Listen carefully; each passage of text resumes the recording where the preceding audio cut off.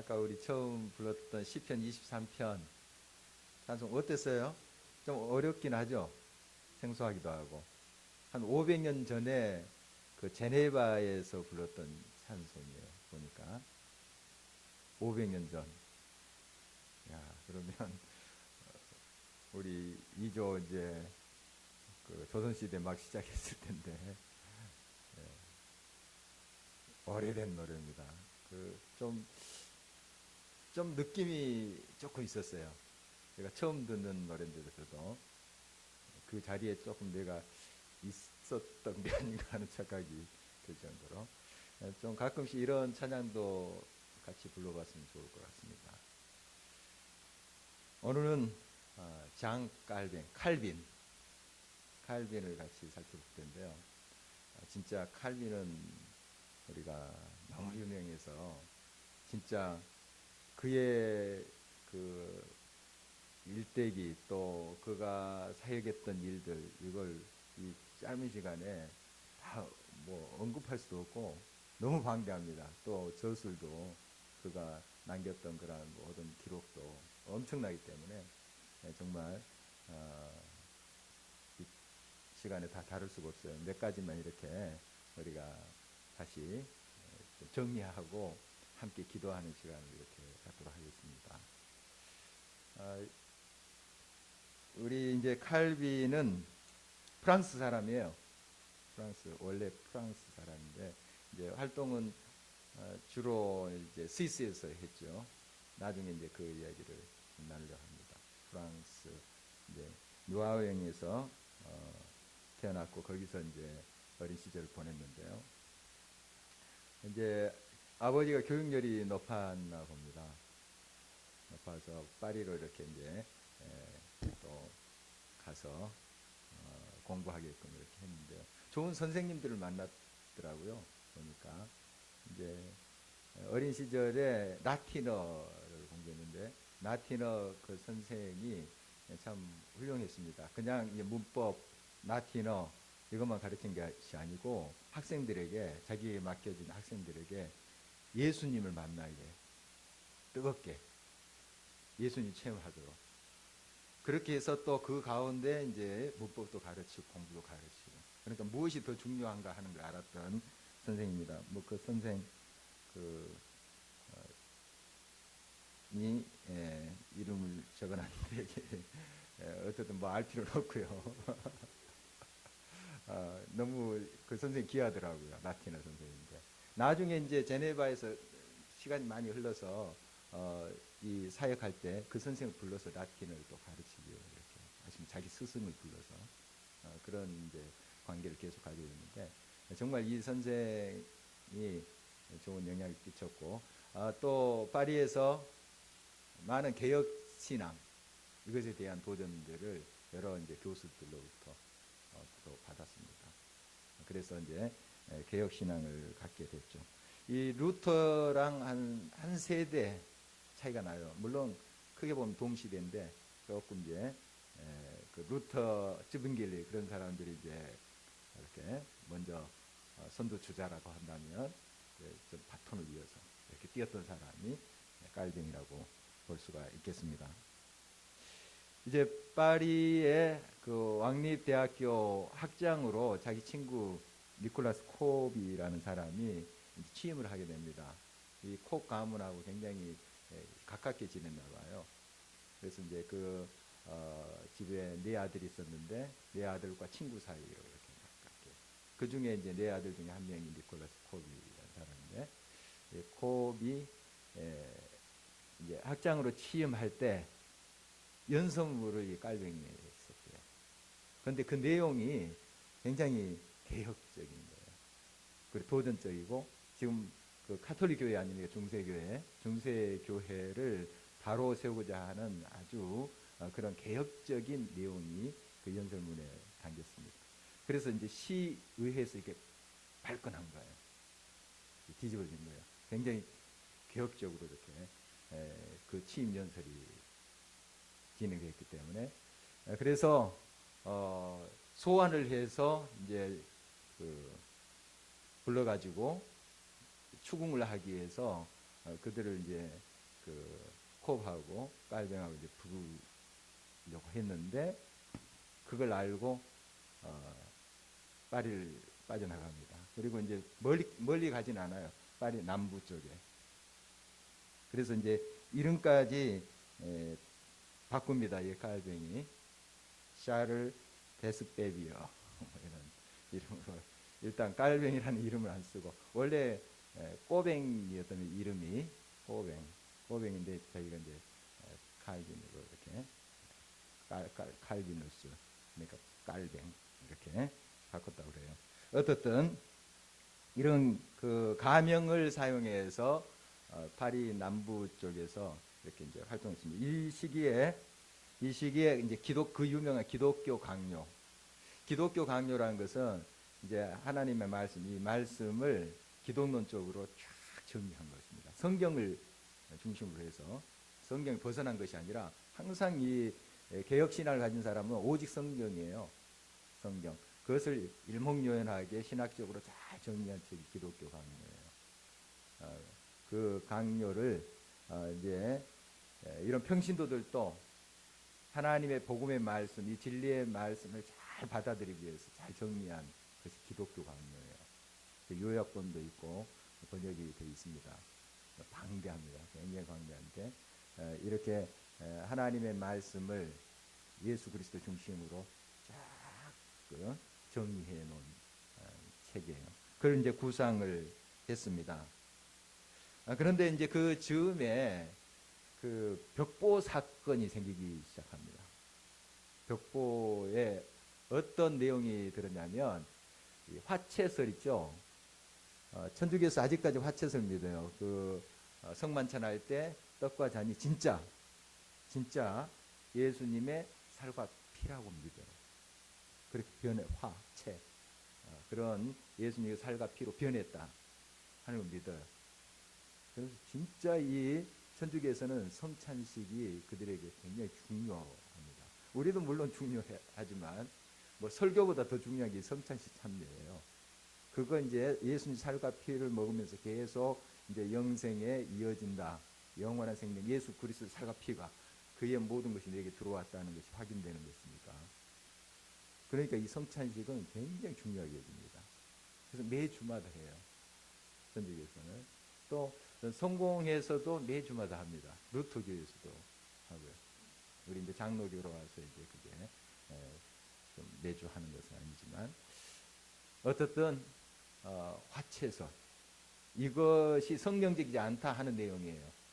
그 벽보가 이게 왕실 침실 문에까지 붙었대요. 그러니까 그 시종 중에 누가 붙였던 거죠. 벌써 이제 이 개혁 신앙에 영향을 받은 사람이. 그러니까 그 왕실 침실까지 누가 들어가겠어요? 거기 시종 왔다 갔다 하는 시종 중에 한 사람이 그 살짝 붙여놓은 왕실 침실까지. 그러니까 이제 왕이 이기를 느낀 거죠. 그래서 이제 이 개혁 신앙을 가진 사람 신교도들 벌써 신교도들이 생겨난 거죠. 탄압을 하게 됐습니다. 이제 그래서 피한 곳이 스위스예요. 파리 근교에 있다가 피해서 이제 어디로 가냐면 바젤로 갑니다. 바젤은 이제 스위스에 있는 곳인데요. 거기 이제 망명을 하게 됩니다. 거기서 이제 또 기독교 강요에 대해서 계속 이제 또 집필을 하게 되고요. 그러다가 이제 스트라스부르크로 거기도 역시 이제 그 스위스 독일과 이렇게 접경되어 있는 스위스인데 그곳으로 가려고 합니다. 그곳에 가려고 하는데 마침 거기에 프랑스 왕과 신성 로마 제국 황제의 전쟁이 있었어요. 전쟁이 있어가지고 그 전쟁통에 이제 제네바를 우회해서 이렇게 뺑 둘러서 가려고 했습니다. 그래서 제네바로 간 거예요.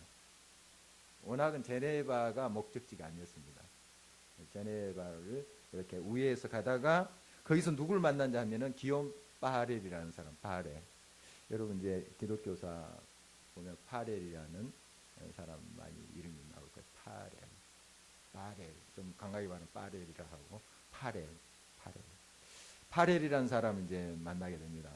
이 사람이 이제 아주 도움을 요청합니다. 이 제네바에서 이 종교 개혁을 했던 사람, 파렐이라는 사람이 종교 개혁을 했던 사람인데, 이 깔뱅이 여러 어떤 논리적으로 이론적으로 개혁 신앙을 잘 정립해 가는 그것을 이제 알고 있었죠. 서로 다 통했거든요. 개혁 신앙을 또 그런 운동을 한 사람들이 다 연락망이 돼 있었어요.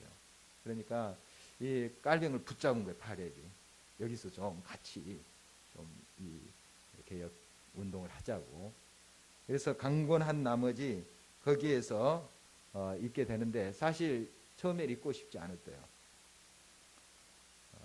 제가 들은 것이 아니고 책에서 책에서. 근데 이 파렐이 저주에 가까운 말을 했대요. 이거 하나님의 뜻인데 하면서 너가 이거 여기서 제네바에서 좀 위험하다고 피하면 하나님의 진노를 받으라고 하면서 이제 자기 시편 주석서에 그 내용을 적고 있습니다.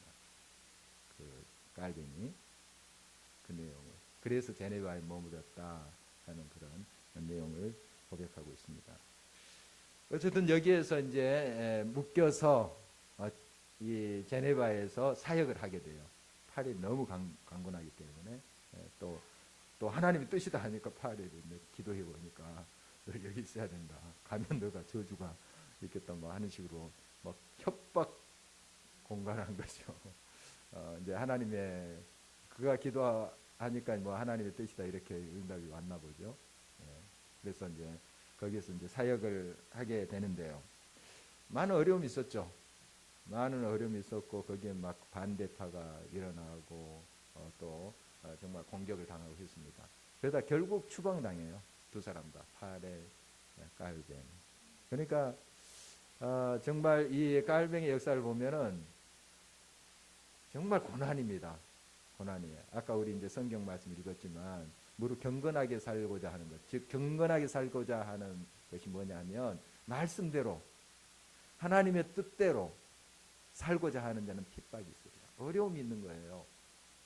그러니까 하나님의 말씀대로 이 세상에 하나님의 가치관으로 살아가는데 어려움이 있어요. 세상의 가치관과 물질적인 성공주의가 막 밀려오는데 그걸 거슬러 올라가는 게 그렇게 쉽겠습니까? 힘들어요. 굉장히 어렵고 때로는 정말 핍박뿐만 아니라 순교까지 각오를 해야 될 그런 이제 상황이었죠. 그런 정말 어려운 상황 속에서도 이 하나님의 사랑 깔뱅은 정말 오직 말씀 거기에 목숨을 걸죠. 그리고 하나님의 뜻 그것을 따라서 행하는 것을 보게 됩니다. 자, 우리 깔뱅이에 대해서 잠깐 영상을 보고 또 이어가도록 하겠습니다. 함께 한번 보겠습니다. 짧습니다. 한 2분 몇 초 되는 영상인데요.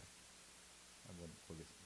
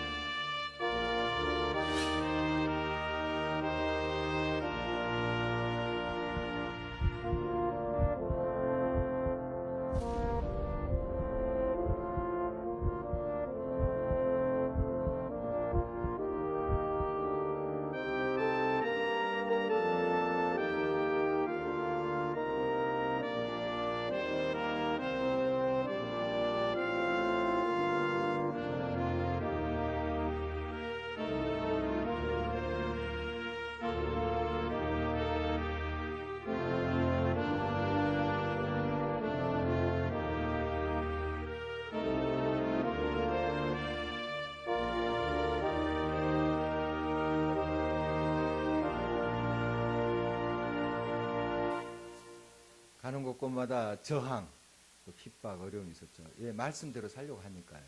그 당시에 우리가 그동안 쭉 살펴본 대로 로마 교회가 얼마나 썩었습니까? 정말 그 전통이라고 하는 것 붙잡고 말씀을 거역하고 그렇게 행했던 또 금권과 또 물질 만능의 그러한 교회 모습 우리가 쭉 보았습니다. 거기에 저항한다는 건 정말 바위에 계란을 치는 것과 같은 거였어요. 그 당시에. 그것을 탁 처음 뚫었던 사람이 루터고요. 그 다음에 이제 바톤을 이은 사람이 이런 개혁자들이에요. 깔뱅은 그런 모든 개혁신앙을 체계화했던, 상기합니다. 그런 체계화했던 그런 사람이에요. 그래서 이제 제네바에서 많은 이제 재앙을 받게 되고 결국 추방을 당하게 되죠. 그래서 다시 이제 바젤로 갑니다. 거기에 시의회에서 그걸 이제 반대파들 밀어낸 것이죠. 그래서 바젤로 가서 기독교 강요 제2판을 준비를 하죠.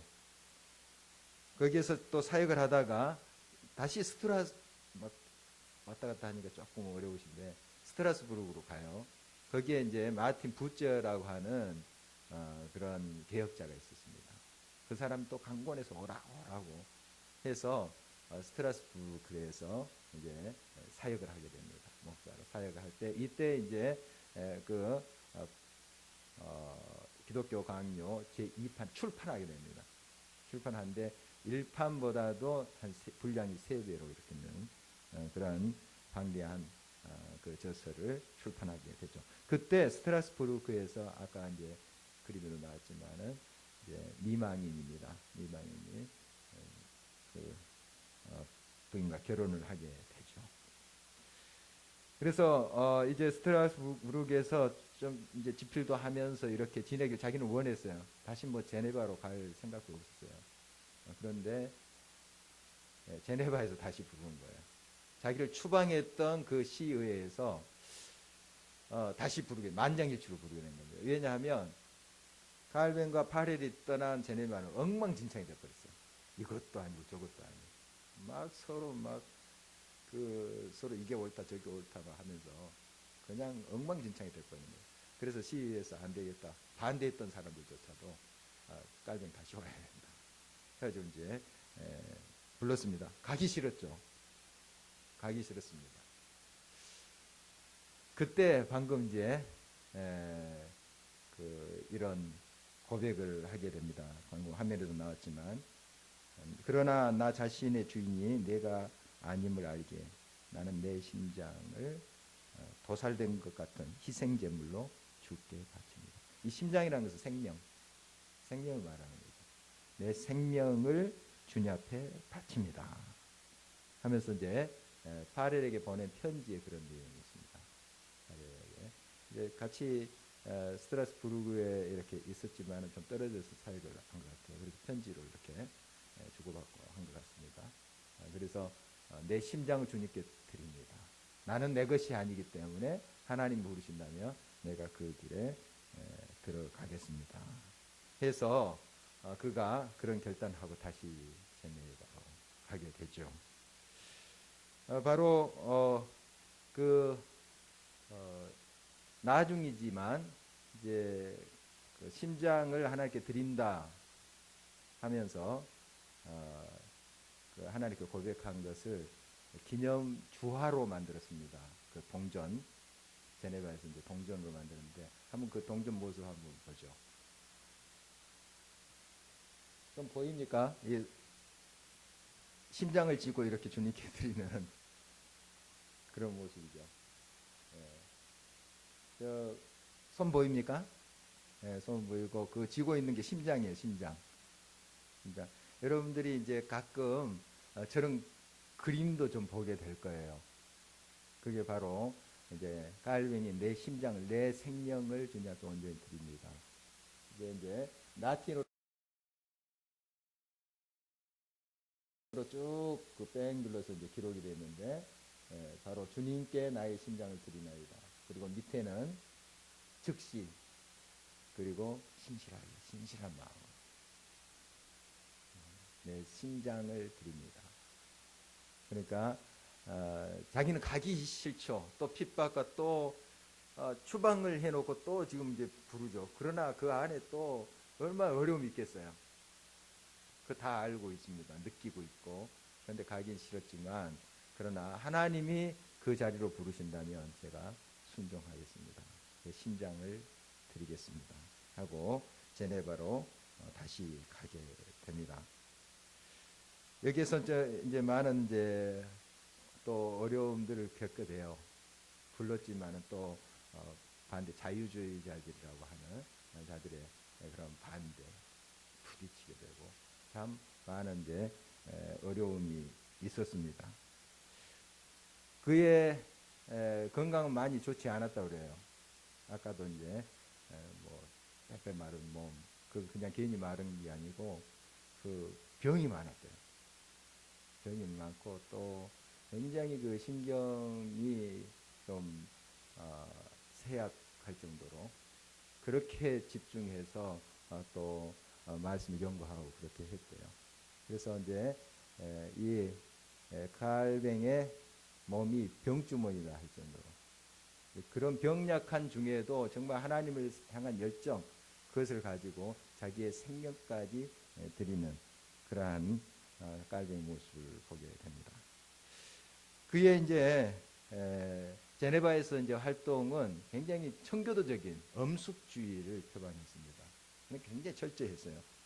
춤, 잔치, 연회 이런 거 있잖아요. 연회 이런 거 금지했어요. 춤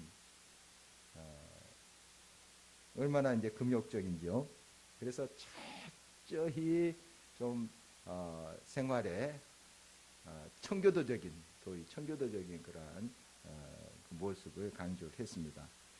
그 나중에 이제 시인 볼테르가 이렇게 이야기한 게 이제 전해 옵니다. 루터 쯔빙글리 깔뱅이 결혼해서 수녀원의 문을 연 것은 근데 수녀들도 이제 결혼하게 되고 막 그랬었잖아요. 또 이 사람들도 사제들이었어요.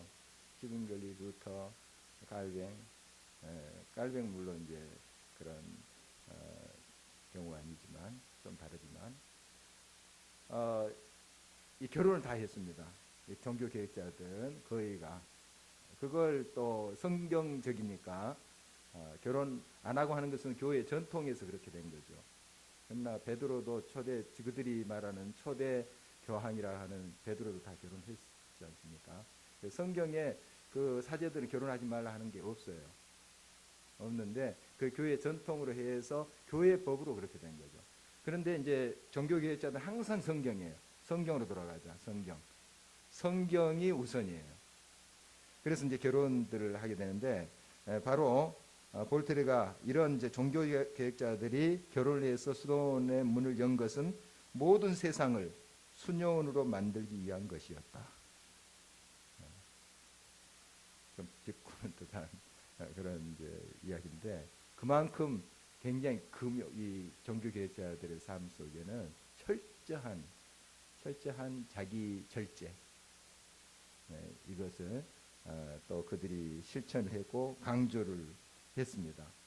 바로 이러한 이제 엄숙주의, 철저한 그러한 자기 절제의 그런 삶을 강조했기 때문에 그 소위 상류층인 자유주의자들 이런 사람들의 저항이 많이 됐고 그들이 표적이 됐죠. 이런 종교개혁자들에게 너무 그런 세속주의로 흐르는 사람들을 막 이거 성경적이 아니고 비판을 했기 때문에 그런 이제 많은 저항을 제네바의 개혁 하면서 또 그가 받게 됩니다. 그 다음에 청빈 생활 역시 뭐 연결되는 건데요.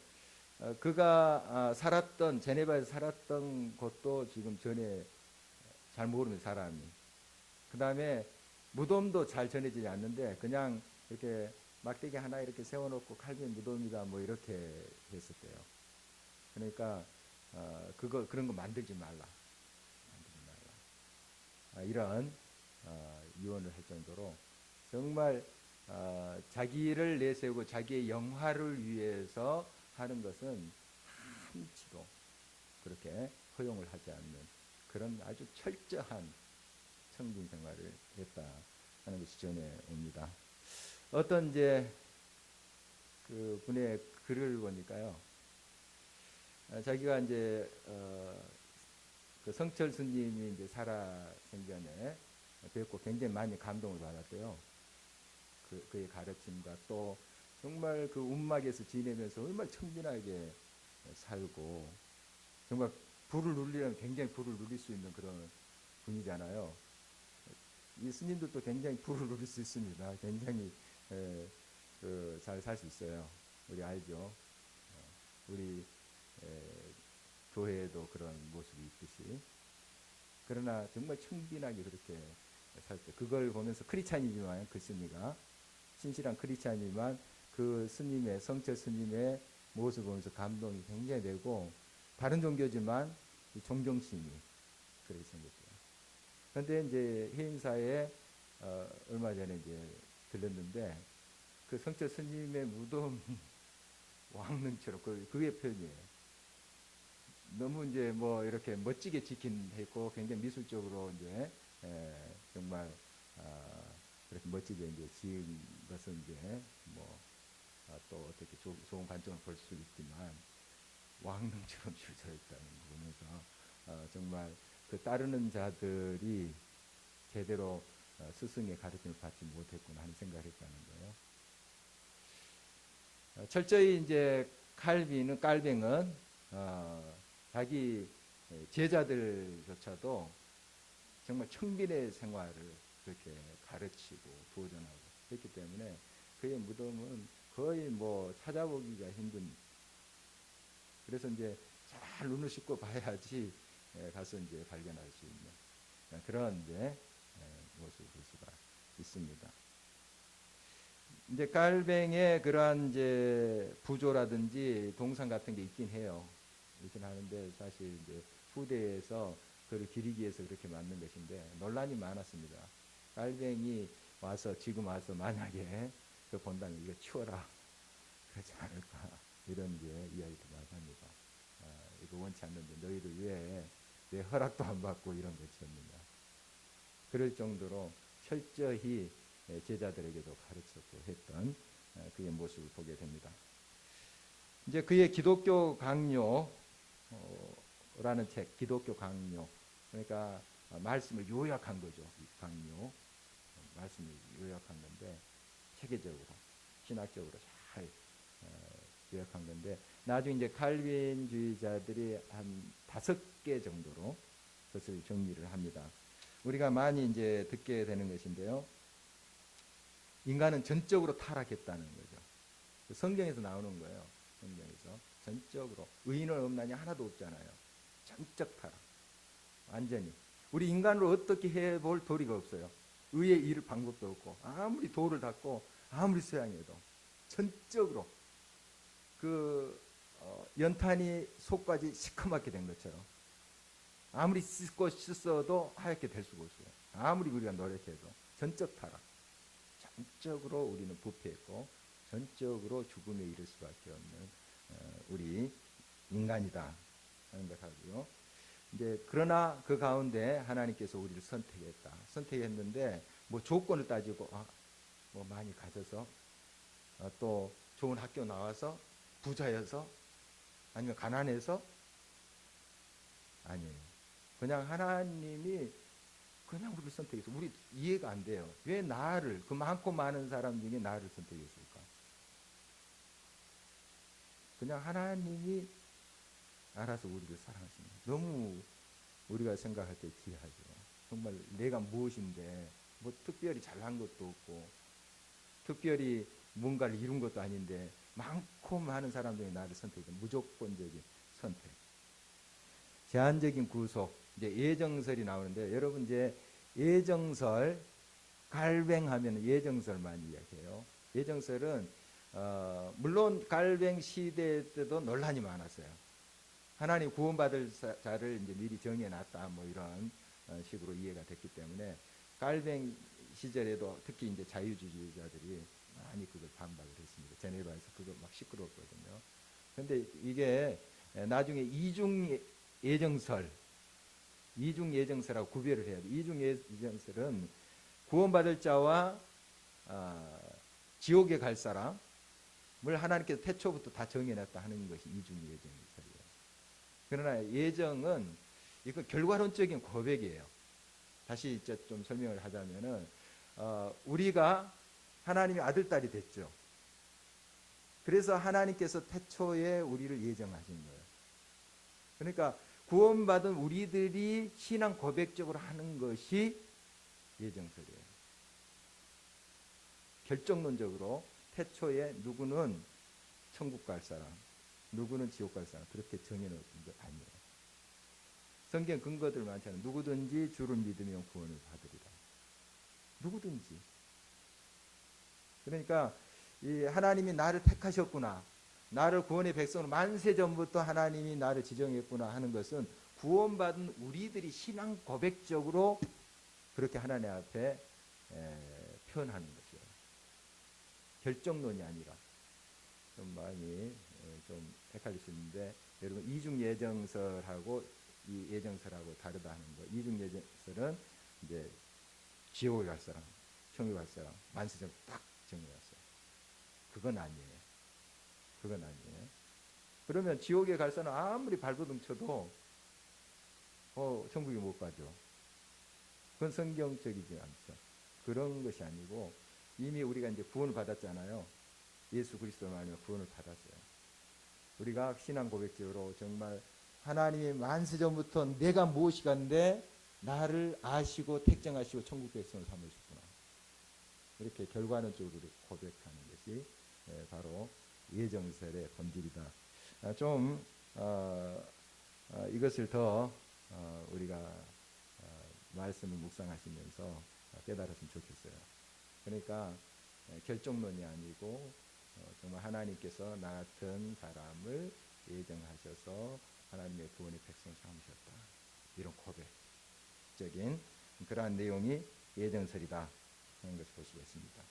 그 다음에 불가항력적인 은혜. 불가항력적인 은혜. 정말 하나님의 은혜는 우리가 거부할 수 없다. 하나님의 나를 사랑할 때, 품을 때, 아무리 죄인이라도 품을 때 그는 변화해서 새 사람이 됩니다. 그 은혜를 우리가 거부할 수 없다 하는 것하고 성도의 견인, 마지막으로 성도의 견인. 한번 선택된 자는 끝까지 주님이 지키신다. 그래서 끝까지 주님 오실 때까지 지키시고 이끄신다 하는 이제 그런 줄인데요. 바로 이러한 내용들을 담고 있습니다. 그래서 이제 영어로 이제 표현하면 이 5가지 앞글자를 따면 툴립이래요. 툴립. 툴립, 그 꽃이 있잖아요. 툴립. 그래서 툴립 이렇게 외우기도 합니다. 어떻든 그 5대 교리가 이 기독교 강요 그 핵심이라고 볼 수가 있습니다. 어쨌든 우리가 다시 요약하자면 하나님 말씀에 우리는 도저히 우리 힘으로 구원받을 수 없는데 하나님이 불가항력적인 은혜로 우리를 택하시고 하나님의 백성을 삼으셨어요. 그리고 우리 하나님의 백성인 우리들이 때로는 실수하고 넘어지면 하나님께서 끝까지 우리를 채찍질하시고 또 때로는 칭찬하시고 세우셔서 견인하신다. 성도를 견인하신다. 끝까지 하나님께서 우리를 사랑하시고 그 사랑으로 우리 이끄신다 하는 것을 이제 요약해 볼 수가 있겠습니다. 이 깔뱅의 여러 사역들을 다 이제 말할 수는 없지만 부정적인 그런 면도 비판받을 면도 꽤 있습니다. 좀 이렇게 이제 제네바에서 그가 이제 물론 프랑스인이기 때문에 제네바 시민권을 없었어요. 그러니까 재판권도 없었고 또 그가 투표권도 없었 시민이 아니니까. 그러나 어떤 영향력을 굉장히 끼친 사람이에요. 그의 말 한마디가 굉장히 영향력이었죠. 그런데 이제 어떤 일이 있었냐면 이제 반대자들에 대해서 좀 잔인하게 했던 그런 것들 비판적으로 나옵니다. 왜냐하면 그 제네바를 신정통치, 그러니까 하나님이 다스리는 진짜 하나님의 법 또한 말씀으로 모든 법이 모든 교육 체계가 모든 구조가 되도록 그렇게 개혁했던 사람이 이제 깔뱅이거든요. 깔뱅인데 이러다 보니까 거기에 맞지 않는 사람들이 생겨나게 되죠. 거기에 저항했던 사람들이 생겨나게 됩니다. 이런 사람들에 대해서 좀 잔인한 처벌을 했던 그런 비판이 있어요. 그 중에 이제 한 예만 좀 들어보겠습니다. 세르베투스라는 사람인데요. 세르베투스. 이 사람은 삼일체 교리를 부정했어요. 삼일체 교리를 부정했는데 그가 이제 이런 책을 출간했어요. 삼일체 오류에 대하여. 삼위일체는 로마 카톨릭도 인정하는 것이고 이 개혁신화를 가진 우리들도 인정하는 거예요. 삼위일체. 성경에 그 삼위일체의 근거들이 나오기 때문에 물론 성경 안에 삼위일체라는 말은 없어요. 그렇지만 이런 이제 성경의 근거에서 삼위일체 신앙을 우리가 가지고 있죠. 그런데 이제 우리가 흔히 듣는 예로 세르베투스는 이제 삼위일체를 그 머리 3개 달린 괴물로 이렇게 표현을 한 거예요. 그 예수의 신성. 예수가 우리는 이제 성자 하나님도 고백하죠.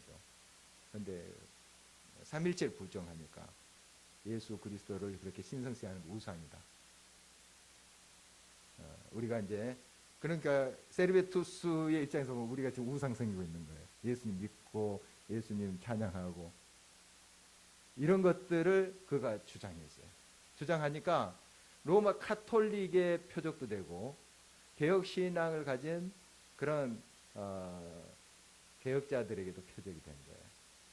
그 사람이 이제 흘러서 물론 이제 저쪽 그 스페인에서는 그 사형 선고가 났어요. 그런데 도망갔죠. 도망갔는데 그를 그냥 이렇게 그림 놔두고 그 사형을 집행했죠.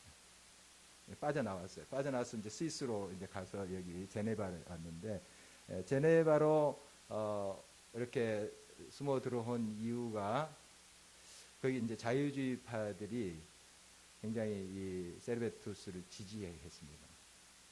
지지해서 이런 그 좀 보호를 받으려고 하지 않았을까 이렇게 한번 추측은 해요.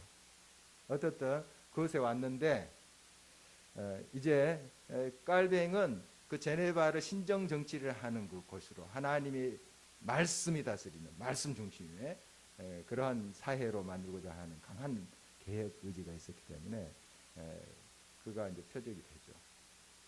그래서 결론은 이제 사형이 집행입니다. 자기가 집행한 것이 아니고 굉장히 영향을 줬지만 이 시민권이 없기 때문에 자기가 재판을 한 것은 아니에요. 시의회에서 재판을 한 건데 사형이 언도가 되죠. 그리고 이제 이 찌리히, 베른, 이런 바젤 이런 데하고 개혁 연맹을 맺고 있었어요. 이 제네바가 그 스위스 주들이죠.